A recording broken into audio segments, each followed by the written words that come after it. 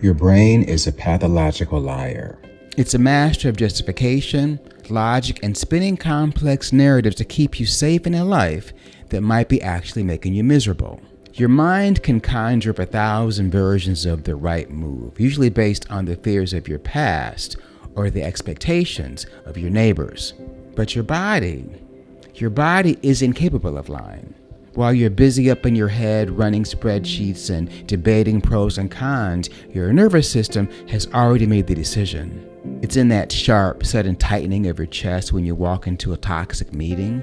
It's in the literal lightness that you feel when you finally commit to a project that resonates with your soul. Most of us have been trained to view our bodies as just vehicles for our heads, convenient machines to carry our brains from one Zoom call to the next. What if I told you your cells are recording truths that your conscious mind is too afraid to admit? What if I told you your gut feeling isn't a mystical hunch, but a sophisticated biological response that knows your future before you do? Stay with me, because today we're going to stop overthinking our way into paralysis and start learning how to listen to the only instrument that never misses a beat. We've spent this season dismantling the identities we've outgrown and masks we wear to survive. Today we're diving into visceral core decision making. We're exploring a profound psychological framework called the somatic marker hypothesis, developed by world-renowned neuroscientist Antonio Damasio. By the end of this video, you'll understand the biology behind your intuition. You'll learn how your emotional history has left physical markers in your body to guide you through uncertainty. I'm going to give you a perspective that shifts you from the exhaustion of analysis paralysis into a state of instinctive high-level alignment. Let's look at how your biological reality is signaling your truth. If you're struggling with high-functioning anxiety or overthinking your life's major decisions, and you feel like your brain is spinning like a hamster wheel while your life feels increasingly heavy and misaligned, this video is for you. For over 40 years, I've navigated the highest stakes environments in the arts and corporate leadership. From my time at Disney authoring the original dance captain manual for Broadway's The Lion King, to my work with American Ballet Theater, I've worked with thousands of elite performers and high-achieving executives. In the dance world, your body is your career. If a dancer doesn't listen to a physical warning sign, the performance is over. I've noticed that in the boardroom, people try to silence those same physical warning signs with logic and caffeine.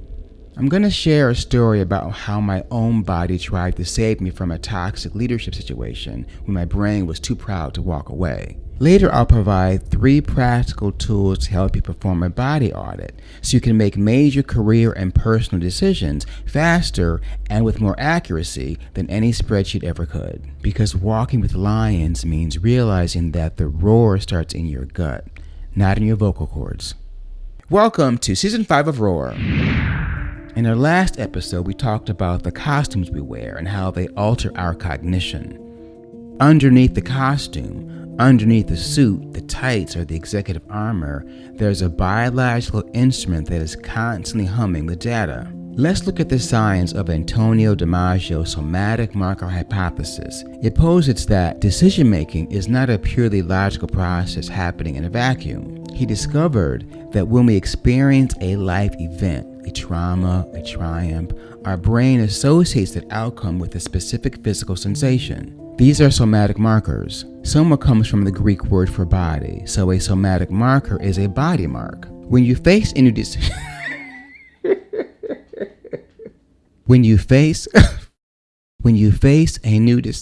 That's a somatic marker. That's a somatic marker. It's playing back a past movie, and my body's reacting before I can get a chance to talk. And I really want to get this done. When you face a new decision, your brain scans its history and reactivates those physical markers to warn you or encourage you. It happens in the ventral medial prefrontal cortex, if you care. Long before your conscious mind says this person seems untrustworthy, your body has already felt the somatic marker of a past betrayal, a literal sinking in your stomach or a tightening in your throat. As a dancer, I was trained to be hyper aware of these markers. When you're on stage dancing a masterwork, you aren't thinking about the steps. Your body is being the steps. You feel the lightness, you feel the weight, you feel the passion. It's so incredible. And it feels really cool when the company is in perfect synchronization. But I've also felt the opposite. At times during my transition from the stage into leadership, I found myself in some intensely toxic environments. I remember sitting in meetings with certain individuals where I would feel a literal sickness in my stomach. My body knew that this environment was transgressing my core values of connection, collaboration, and respect long before I admitted to myself I had to leave. This is the somatic marker hypothesis in action. My body was trying to save my life while my brain was trying to save a strategy. When I finally listened to that physical ache and made the decision to leave that environment, I came into alignment. I still had to weather the challenge for a few more months, but knowing that I was honoring my core values made the remaining weeks bearable. You don't need a 40-year career in dance to do this. You just need to stop the panic pivot and start performing a body audit, which we're going to get to in a moment. If you felt that physical warning sign in your own life, please join us and give a like and subscribe. We're building a tribe of high achievers who lead with their bodies as well as their minds. One planet, one tribe. We often think that if we just think harder, we'll find the answer. Antonio DiMaggio showed us that you can list pros and cons for hours, but you ultimately must feel the right answer. You have this ability, you've just been taught to ignore it, suppress it, put it over there. It's here. It's in you. You feel it. At the end of this deep dive, I'm going to revisit a tool called the sacred pause. That'll help you recalibrate your instrument so that you can hear these somatic signals clearly amid the noise. How do you walk with the line of overthinking by using your somatic markers? How do you stop treating your body like a dead document and start treating it like a dynamic instrument of truth? The body has a specific vocabulary of direction. To master your intuition, you have to learn how to translate that language. Here are 3 actionable tools to help you perform a body audit and read your body's answer. The somatic body scan. Identify the tension. Instead of asking, "What do I think about a decision?" which just invites the liar brain to start lying and spinning its wheels again, close your eyes and ask, "Where is the tension?" Picture the situation or the person you're undecided about. Scan your body slowly from your toes to your ears. When you find a sensation, do not call it my anxiety, my fear, my apprehension. Label it objectively. Say, "I'm noticing the cold weight in my gut," or "I'm noticing a vibration in my chest." Phrasing it as "I am noticing" creates a critical psychological distance. You stop being the panic and start being the objective technician reading a dial on a high-level instrument. You create distance, the anxiety, the fear, the uncomfortable apprehension. It's not you, it's a signal to you. In fact, just by saying, "I am noticing anxiety, I am noticing fear," starts quite a transformation. The future feeling test, expansion versus contraction. Your brain cannot differentiate between vivid imagination and reality. We're going to use that neurological loophole to test drive your life choices and decode your body's vocabulary. In a quiet space, your inner sanctuary, visualize yourself having already made the decision. Don't look at the money or the title. Look exclusively at your body in that future scene, how it feels, how you are in that moment, in that future moment. Identify which line is speaking to you. Expansion anxiety, the vibrant fear. This feels like a revving engine. Your heart rate is up, you've got butterflies, it's like opening night on Broadway. You're terrified of the process, but the destination feels like coming home. This is the anxiety of growth. Lean into it. Contraction anxiety, the bracing fear. This feels like a lead curtain, a dropping in your gut. You feel a cold weight and your breath feels blocked. Even the wind feels like a cage. This is the somatic marker of misalignment. Your spirit is literally bracing for impact because the container is too small. Listen to it. And now to revisit the sacred pause.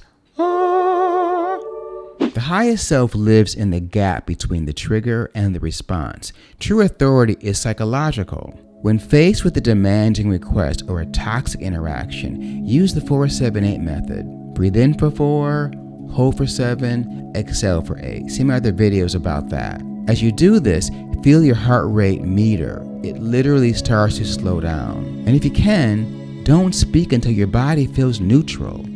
Extending that exhale to 8 seconds physically stimulates the vagus nerve, the biological brake pedal on your fear center.